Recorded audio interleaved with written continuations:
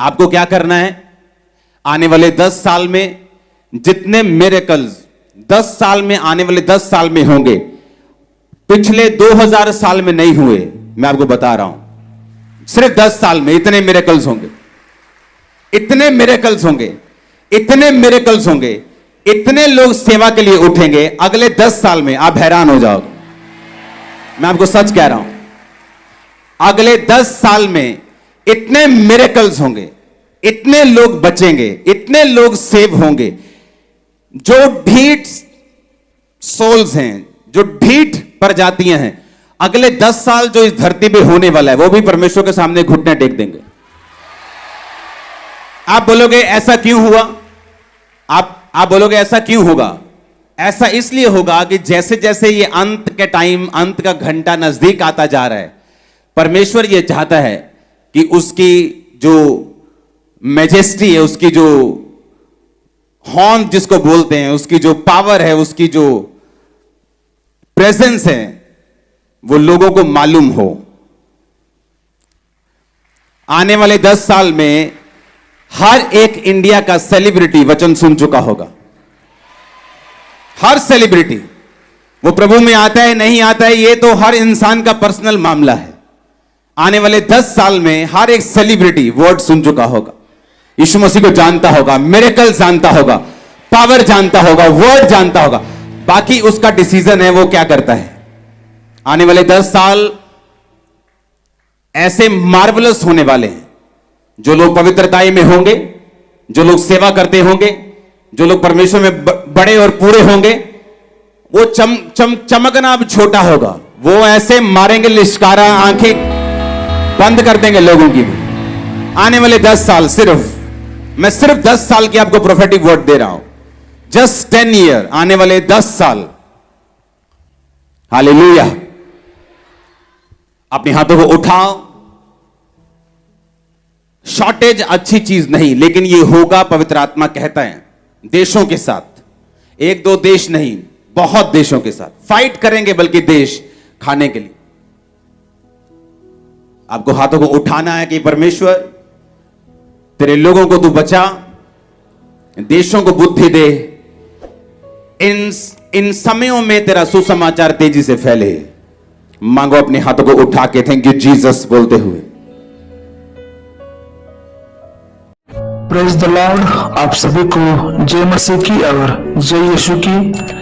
मेरे प्यारे भाइयों और बहनों, मैं इस नए वीडियो में आपका फिर से स्वागत करता हूं। हमारा परमेश्वर अनुग्रहकारी और दयालु परमेश्वर है, उसी की महिमा हमेशा होती रहे। आइए हम आज वचन से कुछ बातों को सीखेंगे। आज हम देखेंगे कि हारना हमारे हिस्से में नहीं है। क्यों हम जल्दी हार मान लेते हैं? आप हार तब जाते हैं जब आप अपनी तकलीफ देखकर खुद को देखते हैं और सोचते हैं मैं यहाँ से किसी तरह बाहर आ पाऊंगा, या मैं यह किस तरह ठीक कर पाऊंगा। हमेशा याद रखें, खुद पर निर्भर होना बहुत ही खतरनाक बात है, विशेषकर तब जब आप परमेश्वर से कोई मदद नहीं मांगते और सब खुद ही अपनी समझ और शक्ति से ठीक करते रहते हो। ऐसा जीवन तो एक दिन थकना ही है। क्यों दाऊद युद्ध में उतरने से पहले ही बोलता है आज गोलियत मरेगा? क्योंकि यह अंगीकार वो खुद को देखकर नहीं पर परमेश्वर को देखकर कर रहा था। वो जानता था कि परमेश्वर उसकी मदद करेगा। क्यों शाऊल लड़ने से पहले ही हार गया? क्योंकि वो सोचता था कि उसी को लड़ना है। जो लोग अपने हालातों में परमेश्वर को नहीं पर खुद को देखते हैं, उनको तो एक दिन कमजोर होना ही है। अपने मन को सिर्फ पाप से नहीं पर खुद को देखने से भी फिरिए। आप एक विजयी परमेश्वर की विजयी संतान है। इस कारण हारना आपके हिस्से में नहीं है। परमेश्वर को देखे, उसके वचन को देखे, उसके वचन पर विश्वास करके आगे बढ़े, डरे नहीं, क्योंकि वो आपके साथ है। परमेश्वर को देखकर जीवन जीने वाले कभी हार नहीं सकते, क्योंकि वो जानते हैं कि वही उनकी ताकत है। यिर्मयाह 17 और 7 में ऐसा कहा है, धन्य है वह पुरुष जो यहोवा पर भरोसा रखता है, जिसने परमेश्वर को अपना आधार माना है। इसलिए हमें अपने जीवन में डरना भी नहीं है और हारना भी नहीं है, क्योंकि जैसा वचन कहता है कि जो यहोवा पर भरोसा रखता है, जिसने परमेश्वर को अपना आधार माना है, वो कभी हार नहीं सकता, वो कभी डर नहीं सकता।